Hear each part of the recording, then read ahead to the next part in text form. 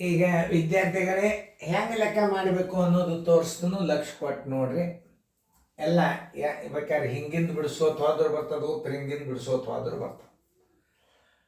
ಆಮೇಲೆ ಏಕಾಂಶಗಳನ್ನು ಬಿಡಿಸ್ಕೋಬೇಕಾದ್ರೆ ನಾವು ಹೆಂಗೆ ಮಾಡಬೇಕು ನೋಡಿ. ಪುಷ್ಪಾಭರಣ, ಆಮೇಲೆ 2 ಇದಕ್ಕೆ ಚಿಂದಿಲ್ಲ ಅಂದ್ರೆ ಗುಂಡ್ಲೆ ಹಾಕೋರಿ.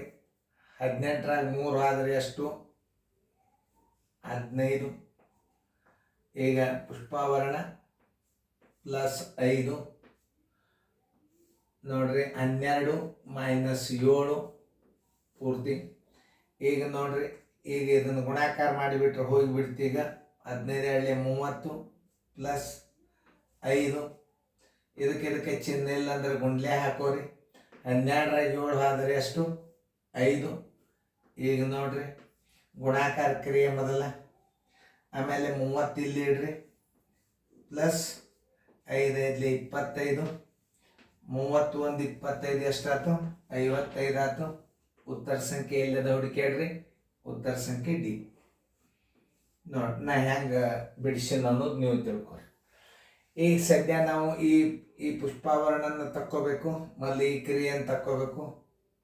ಈ ಕ್ರಿಯೆ ಎಷ್ಟಾಗ್ತದೆ? ಪುಷ್ಪಾವರಣ 2 ಇದಕ್ಕೆ ಚಿಹ್ನೆ ಇಲ್ಲ ಅಂದ್ರೆ ಗುಂಡ್ಲೆ ಹಾಕ್ರಿ. 15 ಮತ್ತು ಪುಷ್ಪಾವರಣಿನ ಪೂರ್ತಿ ಹೋಗಿಲ್ಲ, ಪ್ಲಸ್ 5 12 ಮೈನಸ್ 7. ಆಮೇಲೆ ಇದು ಪೂರ್ತಿ ಇದನ್ನು ತಕ್ಕೋಬೇಕು. ಆಮೇಲೆ 15 30 ಪ್ಲಸ್ 5 ಈ ಪ್ಲಸ್ 5 ಇದರಾಗ 12ರಾಗ 7 ಕಳೆದ್ರೆ 5 ಇದು ಹೋಯ್ತು. ಆಮೇಲೆ ಈಗ ಈ ಕ್ರಿಯೆದೊಳಗೆ ಮೊದಲು ಯಾವುದು? ಇದು ಗುಣಾಕಾರ ಮಾಡ್ಕೋಬೇಕು.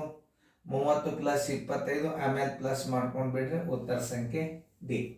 ನೋಡ್ರಿ ಹೆಂಗೆ ಬಿಡಿಸೋ ಪದ್ಧತಿಯನ್ನು ನಾನು ತಿಳಿಸೋನು ಹಂಗೆ ನೀವು ಕಲಿಬೇಕು.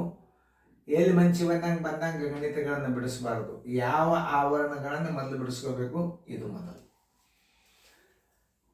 ಆಮೇಲೆ ಇಲ್ಲಿ ಬಂದಿಂದ ಈ ಪುಷ್ಪವರ್ಣ ಹೊರಗೆ ಹೋಗೋ ತನಕ ಯಾವುದಕ್ಕೂ ಕೈ ಹಚ್ಚಬೇಡ್ರಿ. ಹಚ್ಚಿದ್ರು ಬರ್ತದೆ, ಕನ್ಫ್ಯೂಸ್ ಆಗ್ತದೆ. 15 30 ಪ್ಲಸ್ ಇದು 5 ಇಲ್ಲಿ ಇಡ್ರಿ.